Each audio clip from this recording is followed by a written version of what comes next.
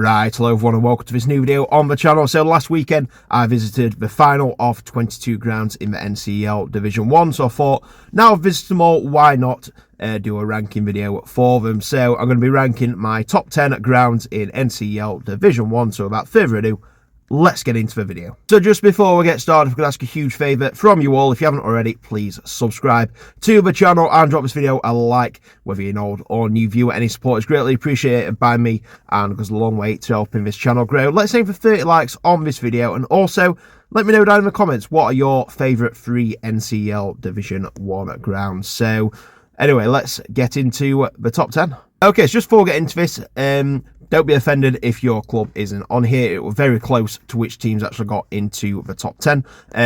So, you know, there are a few that just missed out. And also, what makes it a good ground, it's not necessarily which is, you know, just the biggest or something like that. It's kind of a mixture of everything. So, like, what's it actually like for a match day? What's the clubhouse like? What are the stands like? What is the, you know, the view of the pitch like? How, you know, enjoyable was the experience? There's a lot of factors that go into it, so everyone's list is going to be a bit different. So starting off with number 10 then, so like I say, there were quite a few that have just missed out. It was very close from about 10 to 13, you know, to split them, but in 10th I have gone for Worsborough Bridge Athletic. Now it's a bit different, this ground. I quite like it, especially over near the clubhouse and kind of like round that corner. You can stand quite elevated from the pitch, so you've got a really good view from below of the pitch. Like I say, they're a good friendly club, always, you know, very nice volunteers and stuff like that. And we've had a lot of problems as well. Obviously, where it's based, it is can get flooded quite a bit, and they have had problems with flooding at the ground. But you know, they've always come back stronger from it, and they've always, like, you know, done a very good job with the ground, despite, you know, the problems with the location that they have with it. So yeah, I always, you know, I enjoy coming to Worsborough, and I haven't been for a while, so and like I say, it's not too far away, so hopefully get that back there at some point. But yep, Worsborough are in 10th. Coming up next, we've got 2 Doncaster based clubs. Very hard to separate these two, but I had to pick one. So at number 9, I have gone for Club Thorne Colliery. Now I've actually been here twice, and I think we're about 18 months in between the visits. And first time I visited, I thought it were okay, but then the second time when I came back, it were a lot better. There were a lot of improvements that have been made, and I quite like this one actually. You know, it's a pretty good setup, especially considering we've been at step 7 for a number of years. We really have made some good improvements to the ground. Obviously, we've got that big seating area, which looks very impressive, and all the facilities inside, such as, like, you know, the bar, the food bit, and hospitality and stuff like that. They have, you know, it looks really, really good, and yeah, it's a decent setup, to be fair. It's a family-friendly club, and a club that's also overcome a lot of adversity. We've had a arson attack on the clubhouse, so we've not been able to use that.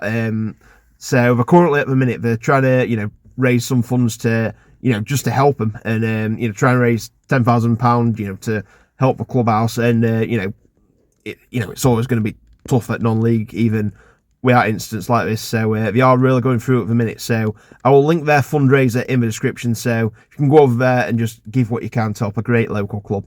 Then I'm sure that'll be really appreciated by them. But we've got Club Thorne Colliery at number 9. And at number 8, I said we're another Doncaster-based club that we're coming up next, and that other one is Armthorpe Welfare.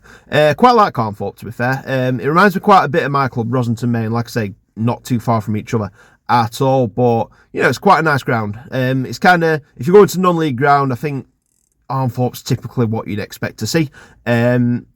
You know, it's got a decent clubhouse, decent volunteers. It's got a bit of like a covered terrace behind one of the goals, and then yeah, kind of like a wall around the perimeter of the ground. It's yeah, pretty standard non-league ground, but nevertheless, it is a nice one. In at number 7, we've got what I think is the most underrated ground in Ncel Division 1, and that is Athersley Recreation. Now, you've got the main stand as you come in on the left, and then the other 3 are kind of, you know, just fences that you can stand behind and stuff like that. But it's a nice setup, to be fair. You know, it's a very, very nice pitch at Athersley as well, I think, and the food and drink options are really good as well. It's just a good, you know, it's just a good place to watch football, in all honesty. And yeah, like I say, I've only been once, but I really enjoyed my visit when I went. Now, and at number 6, I've gone for Shelley. Now, it's probably not the nicest ground compared to the others in this league, but it is definitely the most unique. It's you kind of start, you come in from the top and you make your way down. It's kind of got like a European feel to it. You know, it kind of starts at the top and then you go down like steps all the way. You've got, you know, a few roofs over the top of them steps as well. It's a hard one to explain with the clubhouse at the top and then all the way down to the pitch. I mean, when you look at the tunnel from the changing rooms, you've got a fair walk from, you know, the changing rooms down to the pitch. It's but it's a nice one though. It's definitely a unique way to watch football at this level, and you've got a great view of the pitch. You know, if you're standing near the top as well. So yeah, probably not, like I say, not as nice as some of them on here, but just for its uniqueness alone, I've had to go for Shelley. In 5th place, I've gone for Selby Town, and I'm a big fan of Selby's ground. I really, really like this one. So as you come in, you've got a standing bit just on the right, and then you've got a terrace which looks pretty good behind the goal on the right-hand side. I don't think there's much where the dugouts is on that side. I don't think, I'm not sure if, I think you can stand down there, but not like all the way around. And then, like I said, a bit of terracing behind the other goal as well. I've got a good club shop, good clubhouse, and yeah, just an overall, it's a good one because nothing looks the same, if that makes sense. Like, you've not just got like a perimeter with fencing around it. You've got, it kind of looks different in every area that you're looking, which is good because you know, I do like them grounds where I've got something a bit different about them, and at Selby we've kind of got something a bit different in every area that you look. And in 4th place, similar reason to Selby, different area kind of like in every direction that you're looking, I've gone for Harrogate Railway. Now, I really enjoyed my visit here when I went. Like I say, it's quite a far trek from Donnet, but it was worth it in my opinion. So a good game of football as well, and like you say, every direction you're looking, it looks different. And like I say, behind the goal, on the left as you come in, there's just a standing area. On the right, you've got quite a decent terracing bit, to be fair, and then you've got like different steps along the side of the pitch. So there's like a couple of steps on the left hand side and then a couple on the right, and then just like a standing area in the middle. And yeah, there's quite a bit of like artwork and stuff like that around the ground as well, and a really good clubhouse elevated above the pitch, so you've got a good view of you know, the local area from outside it and the pitch as well. So yeah, it's one I'm definitely looking to come back to. It's a shame it's a bit far away from Donnet, or I definitely would, you know, be looking into going back sooner than planning. But yeah, number 4 and well deserved is Harrogate Railway. Moving into the top 3 now then, and in bronze place in 3rd position, I have gone for South Leeds. Now, I can see this being a bit of a Marmite ground. You either love it or you hate it. Me personally, I loved it when I went. You get there, it's like one massive stand, and sometimes with these, you know, that massive stand can look a bit out of place and you've not got a great view, but that's not the case here. You go in and it has got an athletics track around it, but it's quite a steep stand, so you kind of feel like you're on top of the pitch anyway. You don't feel like you're miles away, and you've got a good view no matter where you sit, and it is an impressive stand to be in, to be fair.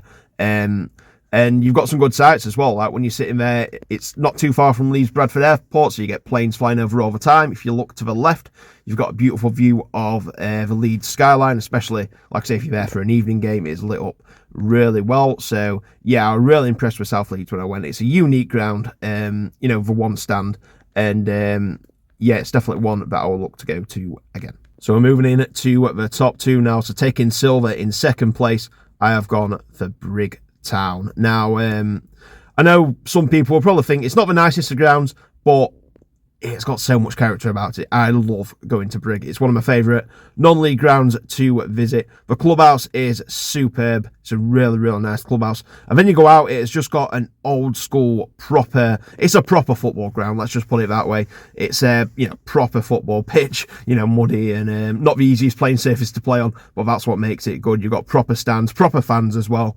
You know, you always make a good atmosphere. You know, you always proper get behind the team, but they're also a very friendly bunch as well and make you feel very welcome at Brigg. So just a fantastic club to visit. I always look forward to visiting Brigg Town. Proper football ground. You know, it's what football should be. Every time I go, it rains, which kind of sums it up really. So yeah, for me, Brigg Town in number 2. which means taking the gold medal in first place, I've gone for Wakefield. Now, I know this is Featherstone Rovers ground, who are obviously a championship club in rugby league, but it is a fantastic ground and definitely the best to watch football in, and definitely the best ground in the league, in my opinion. Now, it holds 8,000, and obviously they get about 200 a game, so you think it'd seem empty, but it doesn't actually seem that empty when you're in it, because there's like a wall with hospitality boxes. It goes outwards quite a bit, so that kind of like, you know, you don't feel like if you look to the left, there's miles of empty seats. It kind of, you know, looks like you are just in the bit that you're in, if that makes sense, and then a bit across from you. So you don't feel like, you know, there's only like 5% of the ground, you know, capacity actually in there. So yeah, I really like it, and you can actually walk around the whole ground, so you can sit in the other areas as well if you want to. And like I was saying, the clubhouse is literally in the hospitality boxes, so you can literally watch a full match in a box if you want to, and it is a fantastic view up there. I've done it before. I've watched the first half in that bit and then come out for the second half. They've got a good fan zone outside as well, with like food and drink and you know, benches that you can sit on. Obviously kids can run around and stuff like that. I've always been, when weather's not been best, every time I've been, but I can imagine on a sunny day it is very good to go out there. So yeah, no doubt from me, Wakefield deservedly takes top spot. And there we have it. That is my top 10 NCL Division 1 grounds. So let me know in the comments, what are your favourite grounds. Let me know your top 3, and any that you feel should be on here, let me know. Like I say, it's everyone's got their own list, so don't take offence if I have left your team off it. So anyway, next up, we're going to try and complete the Prem. So as soon as that's done, I will do a top 10 for the Prem, and I might do a top 10 for both divisions combined, because, you know, there's some crackers in both divisions, so it'd be interesting to know which is the best in the NCL as a whole. So anyway, until the next video, I'm going to leave it here. So thank you very much for watching. If you're new around here, please subscribe to the channel and like the video. Any support goes a long way to helping the channel grow. It's greatly appreciated by myself. Also, remember to follow my social medias at Adam Gittings PT on pretty much everything. So the next match is going to be on the Saturday. We've got Doncaster Rovers versus Cheltenham Town. So until that video, thank you very much for watching. Take care, and I'll see you in the next one. Bye.